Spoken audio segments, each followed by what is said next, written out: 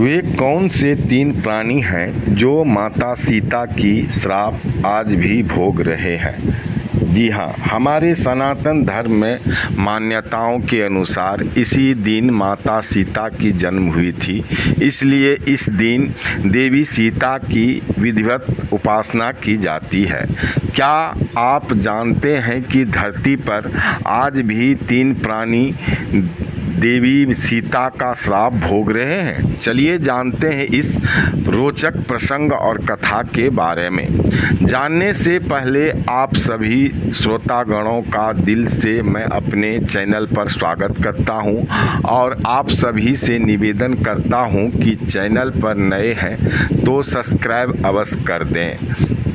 चलिए जानते हैं कौन से वो 3 प्राणी हैं जो आज भी माता सीता के श्राप से मुक्त नहीं हुए हैं। बीते 16 मई 2024 को माता सीता की सीता नवमी का त्यौहार देश भर में मनाया गया। हमारे सनातन धर्म की मान्यताओं के अनुसार इस दिन माँ सीता का जन्म हुआ था। इसलिए इस दिन देवी सीता की विधिवत उपासना की जाती है। क्या आप जानते हैं कि वह 3 प्राणी जो माता सीता की श्राप भोग रहे हैं उनका क्या कसूर था और क्यों आज तक कलयुग में भी उस श्राप का भोग भोगना पड़ रहा है? तो चलिए इस प्रसंग को शुरू करते हैं। भगवान राम और लक्ष्मण के वनवास पर जाने के बाद अयोध्या नरेश राजा दशरथ उनके वियोग का दर्द झेल रहे थे और झेल नहीं सके। राम लक्ष्मण के वनवास पर जाने के कुछ समय बाद ही राजा दशरथ की मृत्यु हो गई। पिता की मृत्यु की खबर से राम और लक्ष्मण दोनों भाई को गहरी ठेस पहुंची। ऐसे में दोनों भाइयों ने जंगल में ही पिता का श्राद्ध पिंडदान करने का फैसला किया। दोनों भाई पिता के श्राद्ध के लिए आवश्यक सामग्री जुटाने निकल पड़े, लेकिन श्राद्ध तिथि का समय बीता जा रहा था और राम लक्ष्मण का कहीं कुछ पता नहीं था।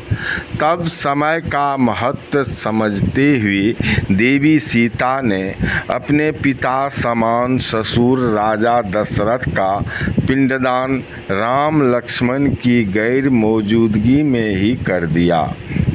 सीता ने पूरे विधि विधान से अपने ससुर दशरथ महाराज का पिंडदान किया।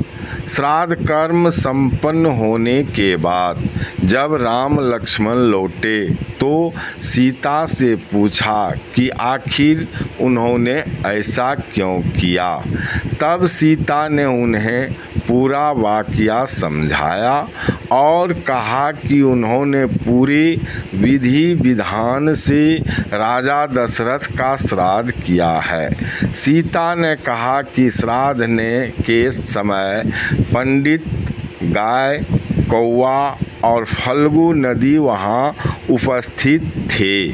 वे साक्षी के तौर पर इन चारों से सच्चाई का पता लगा सकते हैं।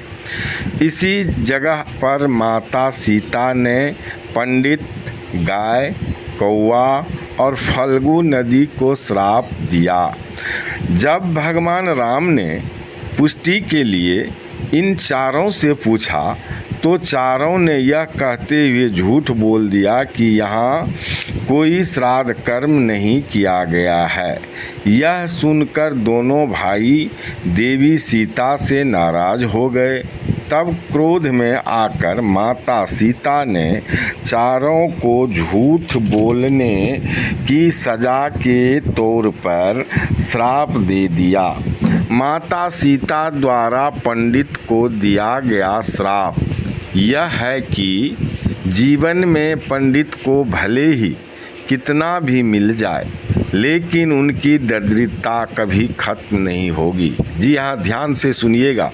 जो जीवन में पंडित को भले ही कितना भी मिल जाए लेकिन उसकी दरिद्रता कभी समाप्त नहीं होगी। ध्यान रखिएगा इस बातों को, क्योंकि आम तौर पर अक्सर गांव घर में इस बातों की चर्चा होती है कि फलना पंडित को कमाई तो बहुत होती है पर पूरी नहीं पकती, मतलब बरकत नहीं होती है। तो दोष पंडित का नहीं है, दोष उस पंडित का है। पंडित का ये पंडित भोग रहे हैं जो पंडित सीता माता से झूठ बोला था। अब चलिए माता सीता के दूसरे नंबर के श्रापित प्राणी कौन हैं? तो वे हैं कौवे।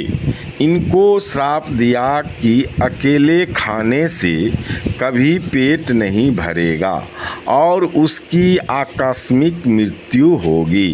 तीसरे नंबर के श्रापित हैं फल्गु नदी। इनको माता सीता श्राप देते हुए कही थी कि इसमें पानी गिरने के बावजूद वो हमेशा सूखी रहेगी।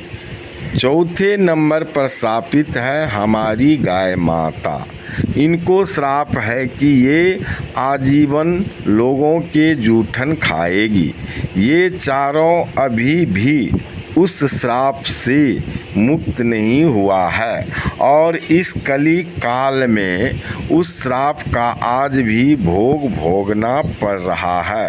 ये थी माता सीता की श्राप जो सुन लिए आप। यदि चैनल को अपने पवित्र हाथों से सब्सक्राइब करके आशीर्वाद नहीं दिए हैं आप, तो बेकार चली जाएगी कथा प्रसंग की यह बात। इसी बात पर लिख दीजिए जय श्री राम, प्रभु करेंगे सबका कल्याण। मैं भी बोल रहा हूँ आपको जय जय श्री राम, प्रभु करेंगे सबका कल्याण।